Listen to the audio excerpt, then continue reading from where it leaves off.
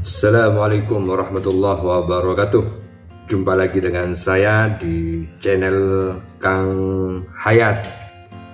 Kesempatan kali ini saya akan melanjutkan apa yang sudah saya sampaikan di konten kemarin terkait dengan model konversi hasil penelitian mau dijadikan sebagai buku referensi. Saya ingin lebih spesifik. Pada kesempatan kali ini saya akan mengupas di model sistematika normalnya, lebih spesifik, lebih dalam, lebih mendasar bagaimana teknik dan cara konversinya agar bisa langsung dipraktekkan dengan mudah dan cepat. Simak terus yang satu ini.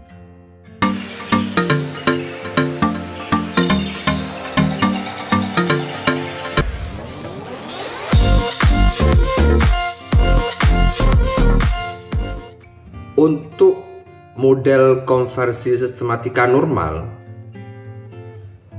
dalam menghasilkan buku referensi, maka sebaiknya yang perlu disiapkan adalah yang pertama, jangan lupa laporan penelitiannya.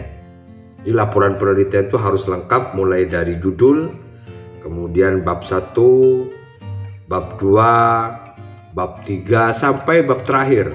Silakan sesuaikan dengan sistematika penelitian yang ada di lembaga Bapak Ibu.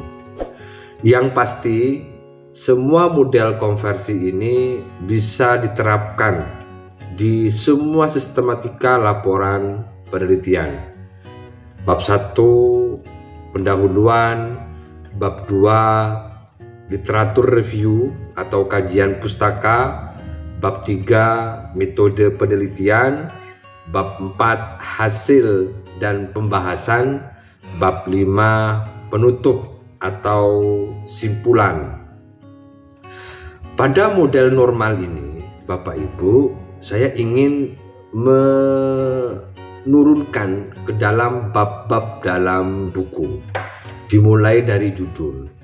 Untuk judul laporan penelitian, apakah sama laporan judulnya dengan judul buku? Saya menyarankan untuk dikonversi juga, untuk diubah judul laporan penelitian itu ketika mau dikonversi menjadi buku. Saya biasanya menerapkan dengan cara menghilangkan subjek dan menghilangkan keterangan. Yang diambil hanyalah di bagian predikat dan objek. Nanti bisa ditambahkan dengan anak judul atau mau dipoles judulnya menjadi lebih menarik. Bapak Ibu kalau punya metode yang lain silakan bisa disesuaikan. Atau Bapak Ibu boleh enggak minta bantuan AI dalam menghasilkan konversi buku, judul buku dari laporan penelitian? Boleh, sah-sah saja. Nanti mana yang diambil yang paling bagus, yang paling menarik, yang paling memungkinkan. Yang penting laporan penelitian yang kita buat adalah merupakan laporan penelitian yang kita lakukan dan ini menjadi bentuk originalitas dari buku kita. Setelah judul laporan penelitian Bapak Ibu sudah dibuat, maka Bapak Ibu lanjut dengan melakukan penyusunan outline-nya atau daftar isinya. Untuk penyusunan outline dalam buku referensi dari laporan penelitian, maka tetap mengacu kepada laporan penelitiannya, daftar isi di laporan penelitiannya. Seperti yang sudah saya sampaikan tadi di awal, bahwa susunannya berdasarkan susunan normal. Contoh misalnya bab 1 pendahuluan, A latar belakang, B rumusan masalah, C tujuan penelitian, D manfaat penelitian. Itu contoh. Maka Bapak Ibu ketika ingin mengkonversi ke dalam buku referensi, Bapak Ibu susun dulu daftar isinya atau outline-nya atau kerangkanya berdasarkan dari kerangka laporan penelitian. Untuk di kerangka buku ini sudah dipastikan menghilangkan konten-konten yang berkaitan dengan penelitian. Contoh, rumusan masalah dihilangkan, tujuan penelitian dihilangkan, manfaat penelitian dihilangkan, dan lain sebagainya. Yang berkaitan dengan penelitian mohon tidak disertakan di dalam buku. Saya biasanya untuk bab 1 pendahuluan itu tidak menyertakan subjudul. Jadi subjudulnya semuanya dihilangkan, termasuk subjudul latar belakang. Isi dari bab 1 pendahuluan di buku nanti diambilkan dari isi latar belakang saja. Jadi untuk di buku itu bab 1 pendahuluan langsung ke isinya. Isi dari buku itu diambilkan dari latar belakang di laporan penelitian. Untuk sub dan isi dari rumusan masalah, tujuan, manfaat itu dihilangkan secara keseluruhan. Boleh enggak misalnya rumusan, tujuan, manfaat itu disertakan dengan melakukan praprase dalam isinya? Boleh. Yang penting jangan menunjukkan secara spesifik tentang ini tujuan penelitiannya, diubah misalnya menjadi tujuan penulisan dan seterusnya. Untuk yang di bab 2 konversinya, karena ini di sistematika normal atau di model normal, maka untuk di bab 2 ini konversinya judul babnya diubah menjadi judul yang ada di subbab. Contoh misalnya di dalam laporan penelitian itu ada 2 teori yang dibangun oleh peneliti. Maka 2 teori ini, contoh saja misalnya 2 teori ini, teori kebijakan publik dan teori pelayanan publik misalnya. A, sub A-nya kebijakan publik, sub B-nya pelayanan publik. Karena judulnya berkaitan dengan kebijakan penerapan e-tilang dalam meningkatkan pelayanan kepada masyarakat misalnya. Maka 2 teori itu yang dipakai. Untuk 2 teori ini, karena ini sistematikanya dengan model normal, maka untuk bab 2 di buku, Bapak Ibu cukup mengganti judul kajian pustaka atau literatur review itu dengan judul kebijakan dan pelayanan publik atau kebijakan publik dan pelayanan publik. Nanti subnya sub A kebijakan publik, sub B pelayanan publik. Isinya diambilkan, dikonversi dari laporan penelitian. Tentu Bapak Ibu perlu melakukan intervensi secara mendalam dan mendasar terhadap isi dari hasil konversi draft pertama, baik yang di pendahuluan ataupun di teori-teori tadi, sehingga buku referensinya itu memperkuat, mempertegas dari temuan-temuan penelitian. Untuk bab 3 di laporan penelitian, karena itu isinya metode penelitian, maka Bapak Ibu tidak perlu menyertakan di dalam buku referensi. Jadi langsung masuk ke hasil dan penelitian. Hasil penelitian dan pembahasan dalam laporan penelitian itu konversikan langsung ke dalam bab 3 di dalam buku. Judul babnya juga menyesuaikan dengan hasil dan laporan, hasil dan pembahasan yang dikaji di dalam bab 4 laporan penelitian. Contoh misalnya hasil penelitiannya ada 2 rumusan masalah. Bagaimana penerapan kebijakan e-tol misalnya di Indonesia. Kemudian yang sub kedua, bagaimana pelayanan masyarakat terhadap dampak dari pelaksanaan atau penyelenggaraan e-tol di Indonesia.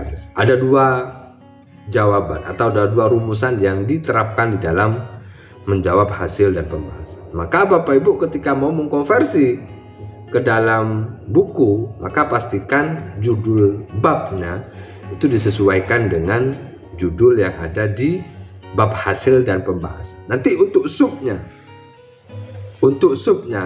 akan membahas 2 sub ini. Penerapan e-tol di Indonesia.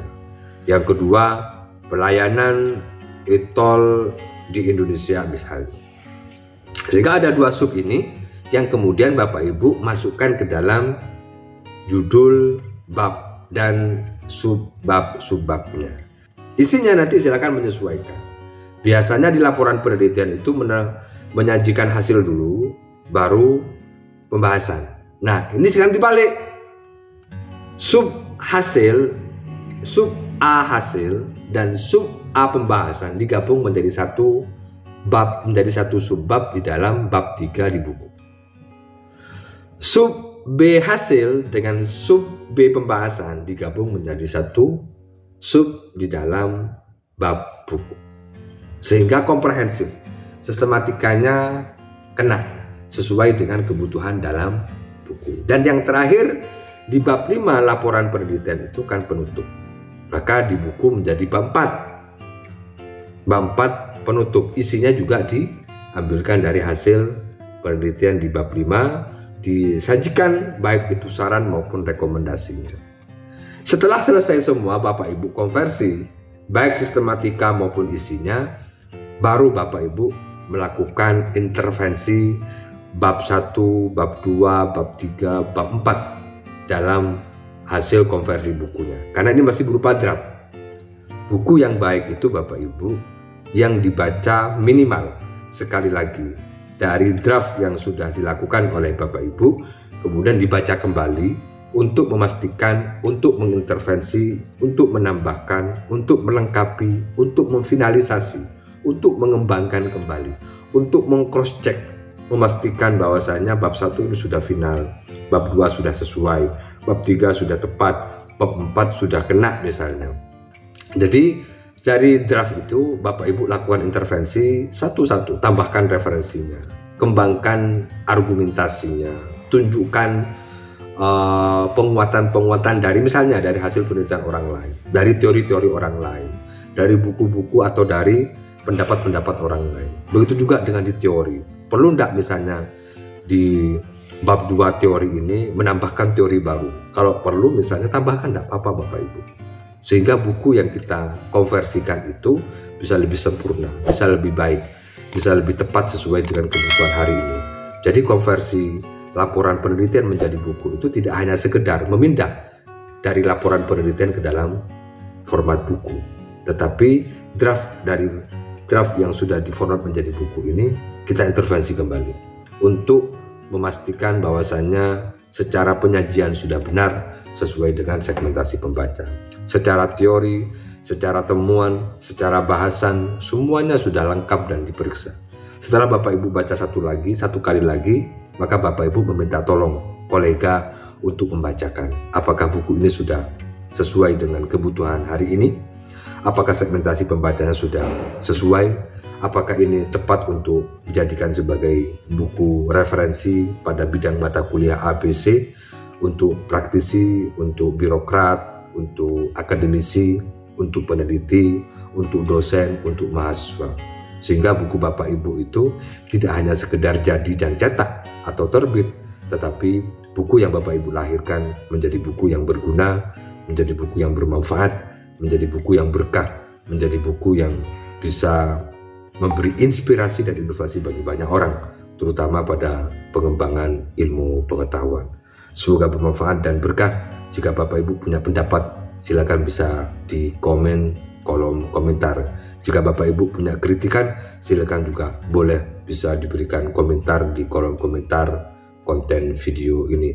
Saya sangat terbuka jika Bapak Ibu misalnya, Pak, saya mau diskusi lebih lanjut tentang konversi buku dari hasil penelitian saya, boleh. Silakan Bapak Ibu bisa langsung berkomentar di kolom komentar konten video ini. Insya Allah saya akan membalas, insya Allah saya akan merespon dari semua komentar Bapak Ibu. Semoga diskusi ini bisa memberikan ruang untuk kita mengembangkan produktivitas kita, terutama bagi Bapak Ibu dosen. Bapak Ibu dosen punya banyak penelitian, silakan bisa dikonversikan menjadi buku-buku yang berguna. Terima kasih. Assalamualaikum warahmatullahi wabarakatuh.